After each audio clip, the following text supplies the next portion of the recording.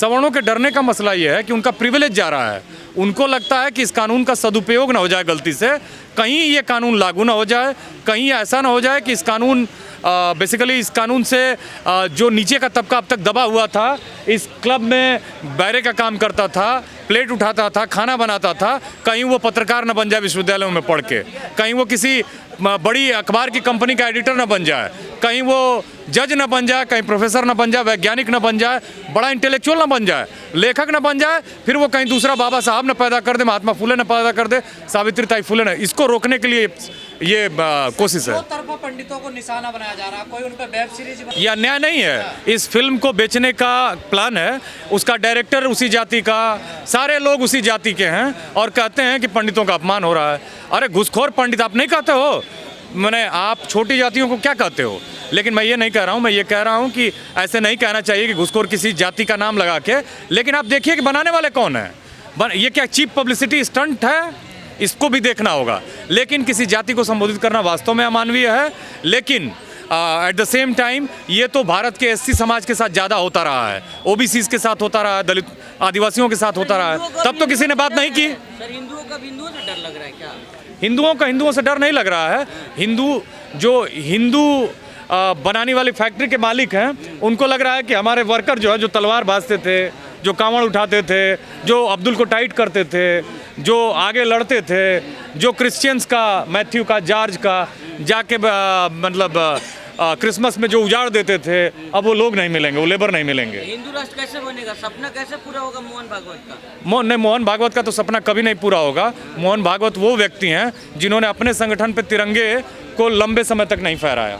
मोहन भागवत तो वो व्यक्ति हैं कि जो पशुओं के डॉक्टर हैं और उनको इस देश ने बड़ा विचारक मान लिया है।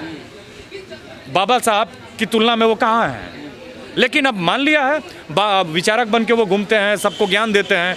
दूसरी बात, उनकी जो संस्था है उसने देश की आज़ादी के लिए कोई काम नहीं किया। मैं नहीं कह रहा हूँ, स्वीडन की उपसला यूनिवर्सिटी में पढ़ाने वाले राजेंद्र स्वाई हैं, स्वाई साहब हैं, उनका लेख है, आप पढ़ लीजिए, आप गूगल करिएगा, गूगल कर उनके कह रहा है तो यहाँ तो भारत का इंटर। आप ये पूछिए ना कि उस कोर्ट में कितनी डाइवर्सिटी है, उस कोर्ट ने जाति उन्मूलन पे कितना काम किया, उस कोर्ट ने अभी देखिए ना कि एक ही जाति के करीब 48% लोग वहाँ जज हैं। ये 21वीं सदी में, आज 2026 में है। आपको वो नहीं दिखाई दे रहा है कि उस उन्मूलन पे हमने कितना काम किया? तो ये जैसे कमेंट करना, स्वीपिंग कमेंट करना, जनरलाइज करके बातें बोलना, ये अपने तर्कों को माने जस्टिफाई करने का तरीका है, जो कि वो जानते हैं कि पूरी तरह से गलत है। आप पे मेरिट नहीं है। नहीं, मेरिट तो देखिए 3 चीज़ों से बनती है साथी। वो होती है इंटेलिजेंस, एम्बियंस और अपॉर्चुनिटी। यही अगर आप लखीमपुर खीरी से आएँ और यहीं आर के पुरम से डीपीएस से पढ़ा हुआ लड़का, उससे कम्पीट कर लेंगे आप? यहाँ कम्प्लीटली ऐसी स्कूल हैं। आप दिल्ली के सरकारी वो चटाई वाले स्कूल में पढ़ के आए हैं, इन लोग सरकार में आके उस स्कूल को भी ख़राब कर रहे हैं। तो अब आप देखिए कि आपके इंटेलिजेंस 6 साल तक, ये साइंस कहता है कि जो बच्चा प्रोटीन खाएगा, जो चीज़ें खानी है उसको, वो स्वस्थ होगा, वो मानसिक रूप से कमज़ोर हो ही नहीं सकता है। तो SC ST, मैं व्यवस्था पे हमला नहीं कर रहा हूँ, मैं व्यवस्था से सवाल पूछ रहा हूँ कि SC ST OBC जो है, उसके बच्चे, जब वो ये जो 80 करोड़ आबादी है जो 5 किलो अनाज पे जी रही है, उसको कितना प्रोटीन मिल रहा है? उनके बच्चे जब स्वस्थ नहीं होंगे तो क्या कम्पीट करेंगे एग्जामों के लिए? कैसे बनेंगे अधिकारी? कैसे चल सकते हैं? हाँ देखिए कितना ये जातिवादी है। आप देखिए कि विश्वविद्यालय में 3 जगहों पे, 4 जगहों पे मारपीट हुई है। BHU के राजाराम हॉस्टल में एक लड़के को मार दिया गया, मेस में, DU में मार दिया गया एक बच्चे को, और इलाहाबाद में बच्चों को मार दिया गया। यही बात सिद्ध करती है कि OBC SC ST के साथ डिस्क्रिमिनेशन है। अब आप बताइए कि इस आंदोलन में कितने सवर्ण बच्चों को मारा गया है? उन्होंने उल्टे मारा है, जबकि वो मुट्ठी भर हैं और ये संख्या में उनसे कई गुना ज़्यादा है। अरे कुमार विश्वास कह रहे हैं अब आगे सवर्ण है, हम देखिए कहाँ जाएं। हम आप कह रहे हो मार रहे हैं। नहीं, अब आगे बेचारे छिपते फिर रहे हैं, देखिए। नहीं, हर व्यक्ति जो कि सौभाग्यशाली है वो अपने को अभागा प्रोजेक्ट करता है। जो चार्टर में नाचता, चार्टर्ड प्लेन में, जो कांग्रेस के ज़माने में मुशायरे में भाग लेता था, वहाँ माल गिनता था, गल्फ की कंट्रीज़ में जाता था, पैसा बनाता था, आम आदमी पार्टी में सेकुलर हो गया, फिर बीजेपी में जब दाल नहीं गली, बीजेपी आई तो रामकथा कहने लगा।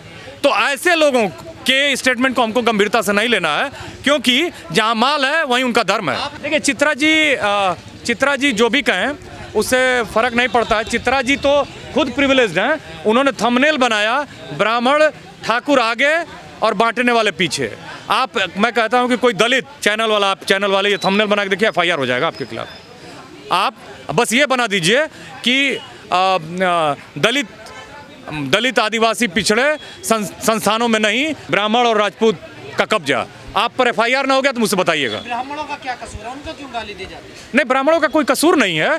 ब्राह्मणों का कसूर ये है कि विश्वविद्यालयों में या जो भी स्पेस है देश का, जो वहाँ पे रिफॉर्म के काम हो रहे हैं, उनको वो आगे, मैंने चूंकि वो सत्ता में आगे हैं, सारी चीज़ों में, सत्ता में नहीं, सारी संरचना में उनका ओवर रिप्रेजेंटेशन है।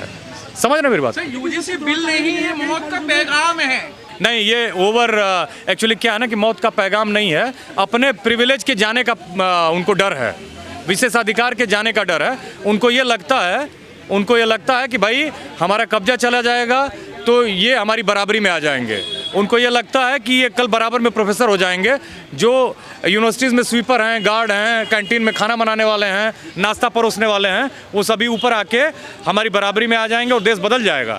देश बदल जाएगा तो हम क्या है कि हमको जन्म के आधार पर जो प्रिविलेज मिलता है वो चला जाएगा। सारा माल पिछड़ों का तो यादव भी खा गए। हाँ, ये तो एक्चुअली ये जो नैरेटिव है, ये बीजेपी का नैरेटिव है। वो क्यों नहीं आंकड़ों से बात करती है? वही पार्टी जो कहा करती थी कि 86 एसडीएम हो गए, उसी को सदन में उनके बड़े मुख्यमंत्री कहते हैं 56 में 86 एसडीएम।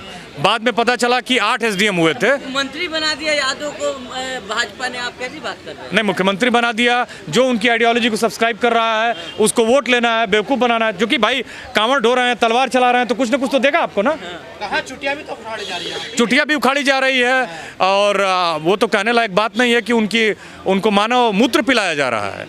और किस लिए? प्यूरिफाई करने के लिए। पता नहीं कौन सा विज्ञान है। देखिए, साइंस कहता है कि जो शरीर भीतर नहीं रख सकती है, जो वेस्ट मटेरियल होता है, उसको निकाल देती है। लेकिन हमारे ये वैज्ञानिक, ये संघ के वैज्ञानिक और एक पार्टी के वैज्ञानिक ये कहते हैं कि जो मानव वेस्ट है उसको पीने से आपका जो सिस्टम है वो सही हो जाएगा। अद्भुत ज्ञान है इनका। देखिए, हिंदू होने की ज़रूरत नहीं है। भारत का जो इतिहास है वो पहले से ही एक समतावादी समाज का रहा है। बसवन्ना 1161 में उनका जन्म हुआ था।